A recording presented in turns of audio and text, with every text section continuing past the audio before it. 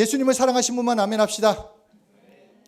네, 우리 요한일서 1장 18절을 보면은 누구든지 하나님을 볼 수 없다, 하나님을 본 사람이 없다라고 말하고 있습니다.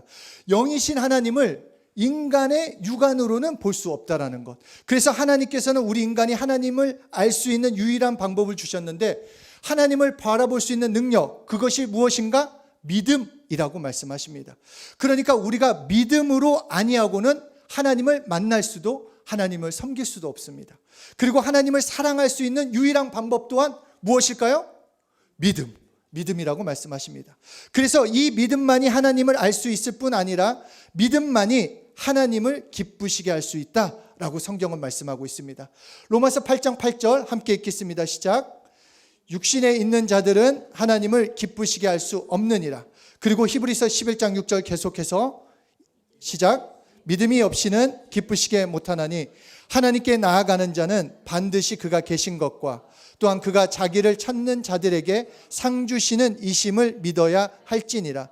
그러니까 하나님을 기쁘게 못하는 자는 믿음이 없는 자요, 믿음이 없는 자는 육신에 있는 자라는 것입니다. 자기가 아무리 옳은 행동을 해도, 내가 기도를 아무리 오래 해도, 성경 공부를 많이 했어도 믿음이 없이는 하나님을 기쁘시게 하지 못한다라는 것입니다. 그래서 오늘 이 성경, 오늘 함께 읽은 이 본문을 가지고 우리가 믿음에 대해서 좀 생각을 해봤으면 좋겠습니다. 우리가 믿음 하면은 뭔가 믿는다, 그 이상의 것을 우리가 좀 생각하는 사람도 있겠지만, 대부분은 그냥 말씀을 믿어, 예수님을 믿어, 그냥 이 믿음으로 생각하는데, 이 믿음, 성경에서 이 믿음에 대해서 뭐라고 하는지 오늘 본문을 통해서 함께 보실 때, 복음이 이 흘러 떠내려가지 않도록 해라 라는 것이 오늘 본문입니다. 만약에 내가 복음을 망각해버리고 복음을 복음으로 누리지 못하면 마치 어부가 배를 묶어 놓았는데 그 저녁에 태풍이 지나가자 그 배가 그냥 그 태풍에 휩쓸려 가서 망망한 바다로 떠내려가 같은 것이 바로 복음이 그냥 흘려 떠내려간다라는 것을 말하는 것입니다. 나뿐만 아니라 내 가족의 생계가 달린 배가 떠내려간다고 한다면 당장에 먹을 것, 우리가 입을 것, 살아가야 할 것, 그것에 큰 문제가 생기는 것입니다. 그런데 복음이 흘러 떠내려간다는 것은 우리의 생계가 끊어지는 것보다 더욱 위험스러운 일이다라는 것을 우리에게 알려주십니다. 그렇다면 복음이 흘러 떠내려가지 않기 위해서 어떻게 해야 하는가? 복음이 흘러 떠내려가지 않기 위해서는 우리가 당연히 흘러 떠내려가는 것을 떠내려가지 않도록 담아놔야 한다는 것입니다. 형식적인 복음, 막연한 복음이 아니라 체험하며 경험하며 실제적인 복음을 누려야 하는데, 다시 말해 그 복음을 온전히 내 것으로 받을 수 있는 그릇, 그 그릇이 믿음이라는 것입니다. 내가 그 복음을 그냥 말씀을 들었는데 흘려 떠내려가는 것이 아니라 한 말씀을 읽더라도, 한 말씀을 듣더라도, 한 찬양을 하더라도 그것을 경험하고 내가 오늘 체험하고 누릴 수 있는 그 그릇이 무엇인가? 믿음이라고 우리에게 알려주십니다. 그러니까 우리가 믿음이 없다면 아무리 이 자리에 있다 할지라도, 아무리 성경을 읽는다 할지라도, 찬양한다 할지라도 그것은 그냥 내 생각, 내 귀에, 한쪽 귀에 들어와서 한쪽 귀로 나가는 그런 소리밖에 되지 않을 수밖에 없다라는 것입니다. 생명의 말씀, 능력의 말씀, 축복의 말씀이 그냥 지나쳐 갈 수밖에 없기 때문에 우리에게 필요한 것은 믿음이라고 말씀하십니다. 그런데 성경은 이 믿음을 네 가지로 표시를 합니다. 하나는 순종, 하나는 믿음, 하나는 자유, 하나는 사랑. 그러니까 이 믿음의 단계가 내가 지금 순종의 단계인지, 아니면 믿음의 단계인지, 자유의 단계인지, 사랑의 단계인지, 이 단계적으로 이렇게 말씀을 하는 것입니다. 내가 예수 믿고 지금 순종으로 있는지, 믿음에 있는지, 자유에 있는지, 사랑의 그 믿음에 있는지를 점검해 보라고 말씀하고 있습니다. 그러니까 믿음은 하나님의 말씀을 놓고 내가 순종하고 있느냐, 아니면 그 말씀을 믿느냐, 아니면 더 그 이상의 그 말씀으로 내가 자유하느냐, 아니면 그 말씀을 사랑하고 있느냐. 그래서 이 네 가지 단계에 의해서 우리의 신앙이 결정되고 있습니다. 그래서 오늘 말씀을 통해 나의 믿음의 단계를 좀 점검해 보면서 2025년 우리 마무리하면서 믿음의 수준을 좀 한 단계는, 최소한 한 단계는 업그레이드해서 2026년을 시작해 봤으면 좋겠습니다. 믿음이면 믿음이지, 그렇잖아요. 믿음이면 믿음이지 왜 이렇게 복잡하냐 라고 생각하지 말고, 오늘 구체적으로 믿음에 대해서, 그래서 누군가가 야, 너 믿음이 뭐야? 할 때 최소한 믿음은 이런 거야 라고 말할 정도로, 그리고 내 믿음이 성장하는 그 날로 한번 만들어 봤으면 좋겠습니다. 첫 번째 단계가 순종입니다. 이 믿음의 단계 중 첫 번째 단계가 순종. 이 순종이란 단어는 종이 주인을 따를 때 쓰는 단어입니다. 그러니까 주인이 무언가를 시킬 때, 심부름을 시킬 때, 네 알겠습니다, 너 이거 해, 너 뭐 청소해, 너 밥해, 그러면 알겠습니다, 그냥 따르는 것을 순종. 그래서 구약을 볼 때 하나님과 인간과의 관계를 창조주와 피조물과의 관계, 임금과 백성의 관계, 목자와 양의 관계, 주인과 종의 관계라고 말씀하고 있으면서 하나님께 순종하는 삶을 살라라고 말씀하고 있습니다. 그래서 로마서 8장 15절에 율법 시대, 구약 시대에는 무서워하는 종의 영을 받았다라고 말씀하고 있습니다. 주인을 따라가는 종의 태도일 때 순종이라는 말을 하는 것입니다. 주인과 종, 좀 따뜻하게 느껴집니까? 아니면 좀 뭔가 이렇게 뭐라고 해야 하나, 이렇게 좀 딱딱하게 느껴집니까? 딱딱하게 느껴지죠. 주인과 종은 언제든지 그 관계가 끊어질 수 있기 때문입니다. 주인이 종을 딱 봤는데 예전에는 일을 잘하는 것 같은데 지금은 조금 못해. 그러면 너 잘라. 너 그만둬. 너 다른 사람 내가 할 거야. 그러니까 혹시 내가 실수라도 하면 혼이 나거나 언제든지 쫓겨날 수 있는 그런 관계라고 느껴진다라는 것입니다. 그러니까 우리의 믿음도 순종에만 머물러 있으면 두려움이 따르게 되어 있습니다. 그러니까 예수님은 분명히 우리를 정죄하지 않겠다고 그랬지만 우리 마음속에 한 주 동안을 돌아보면서 주일날 이렇게 사회가 뭐 회개하자 뭔가 이러면은 나 한 주 동안 돌아보면서 내 삶이 이랬는데, 내 삶은 좀 죄 가운데 지냈는데, 혹시 내가 말씀대로 살지 않아서, 내가 뭐 하지 않아서, 그냥 혹시 벌 받으면, 무슨 문제가 생기면 어떡하지? 라는 생각이 든다라는 것입니다. 구약 사람들이 이랬습니다. 자신들은 종의 입장에 있었기 때문에 언제든지 하나님 말씀에 순종하지 못했을 때 그 순종하지 못하는 대가로 벌을 받는다, 벌을 받을 것이라는 생각이 있었습니다. 저도 무늬만 크리스천이었을 때는 이 교회에 나가고 예배를 드리는 것이 하나님의 말씀을 즐겨 순종하는 것이 아니라 혼나지 않기 위해서, 혹시 한 주 동안 좀 뭔가 잘 지내야 하는데, 예를 들어서 학교에 좋은 성적 받아야 하고 또 앞으로의 또 나의 삶이 하나님이 좀 도와주셨으면 하는데, 내가 이번 주일날 교회를 안 나가고 오락실을 가거나 당구장을 가면 뭔가 내 삶을 좀 힘들게 하니까, 혹시 마음은 정말 가기 싫은데 어쩔 수 없이 가는 그런 모습이었다라는 것입니다.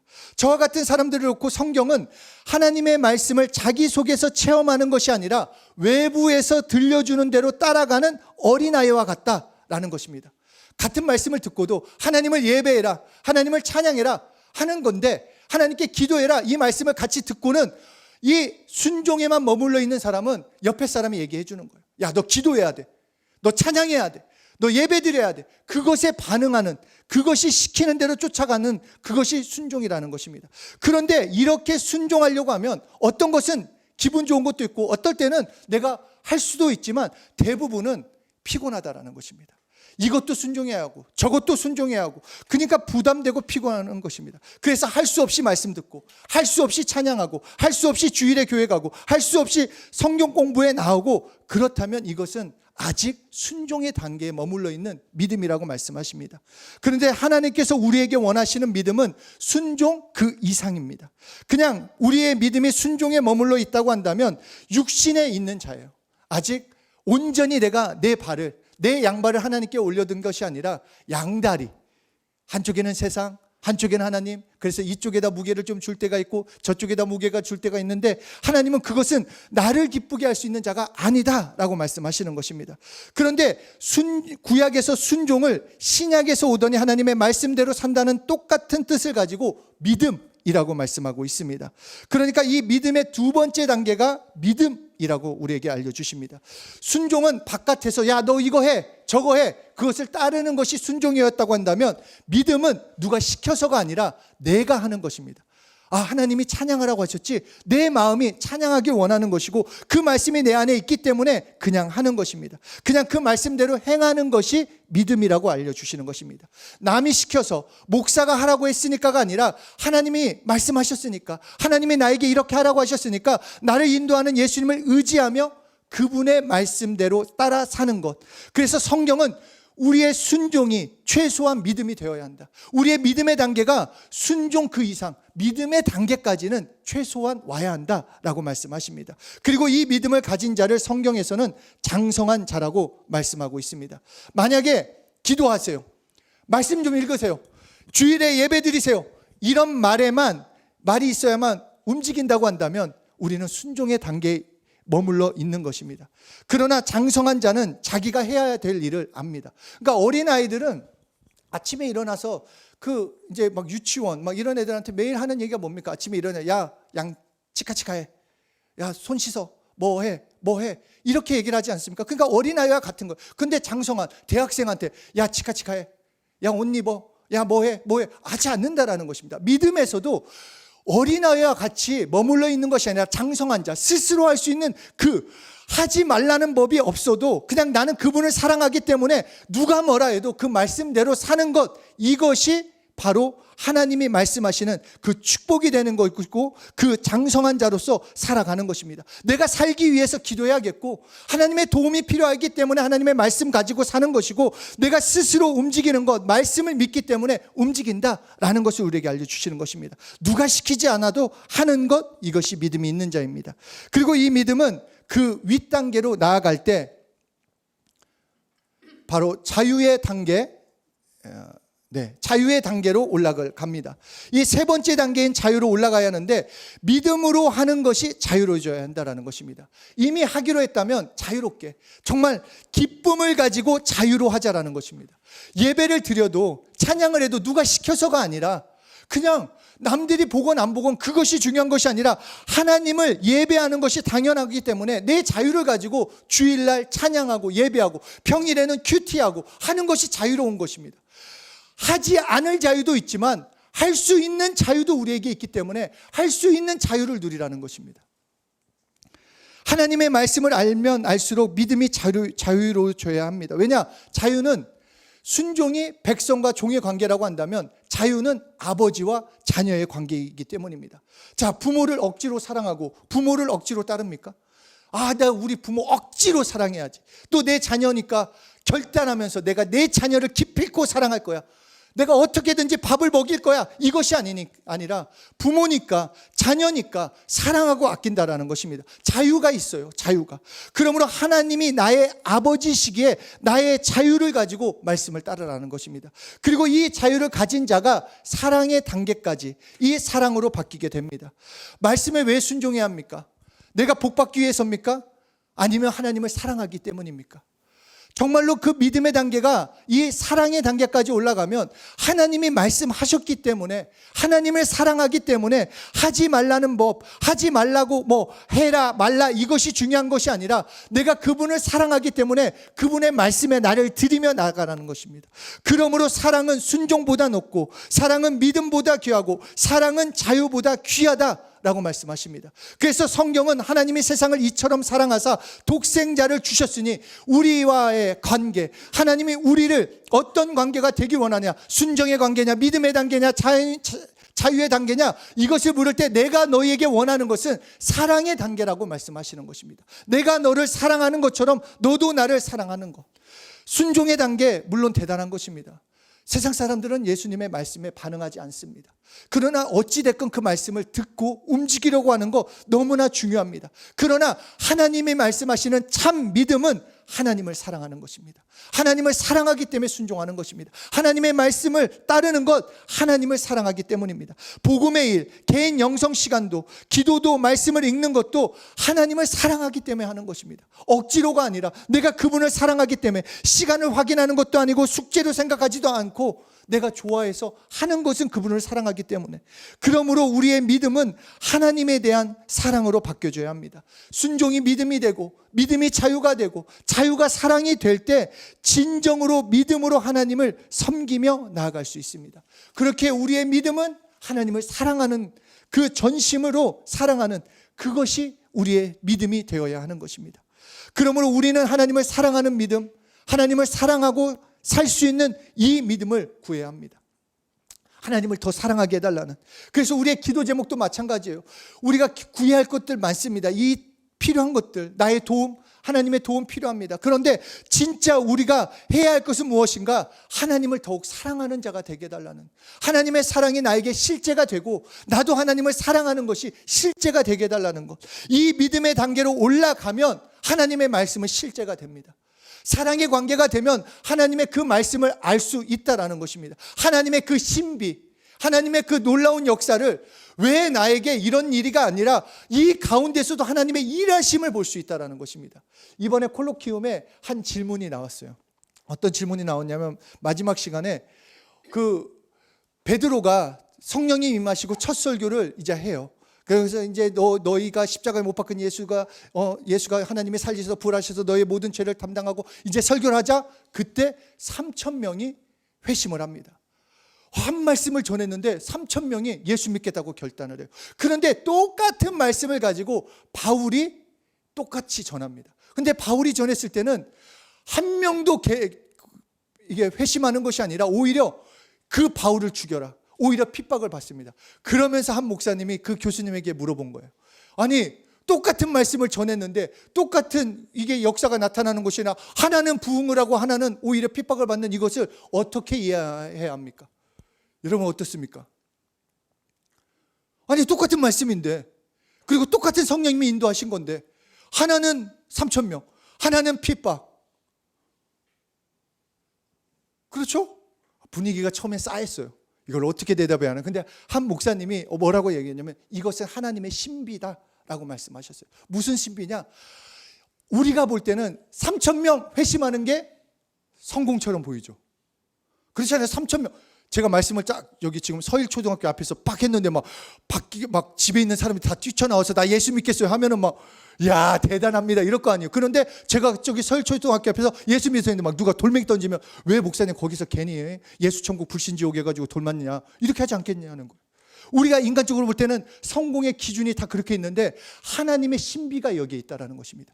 하나님은 하나님의 뜻을 이루는 그 사람을 부르고 그 순종의 발걸음을 원한다는 것입니다. 그때 필요한 일들, 그때 전해야 할 것들을, 그 사정 상황은 하나님이 아시기 때문에 성공의 기준, 가치의 기준은 우리에게 있는 것이 아니라 하나님의 그 말씀에 순종했다, 그것이 성공이라는 것입니다. 바울도 그렇고 이사야도 그렇고 예레미야도 그렇고 다 실패의 자리로 불렀을 때 순종하는 그것을 통해 그 나라, 그 또 백성, 그 주변 나라를 바꾼 것처럼 성공의 기준은 다른 것이 아니라 하나님을 사랑하며 하나님의 신비 가운데 지금 이해할 수 없는 그 일, 내가 봤을 때는 안 되고 내가 봤을 때는 뭔가 아무것도 안 일어나, 그렇다 할지라도 내가 오늘 하나님을 사랑하고 나가면 그 신비까지도 온전히 경험할 수 있다는 것입니다.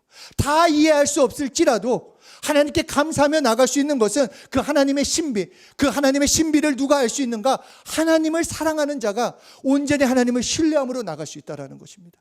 그렇기 때문에 내 매일의 삶에 그 업다운이 없는 거예요.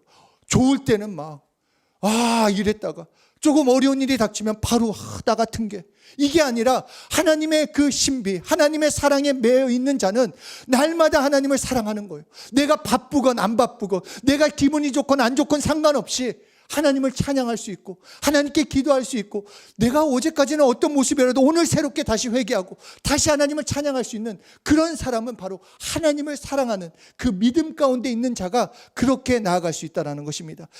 정말 이 믿음, 하나님을 사랑하는 것, 그것이 진짜입니다. 그 믿음으로 나아갈 때 우리는 진짜 신앙생활을 할 수가 있습니다.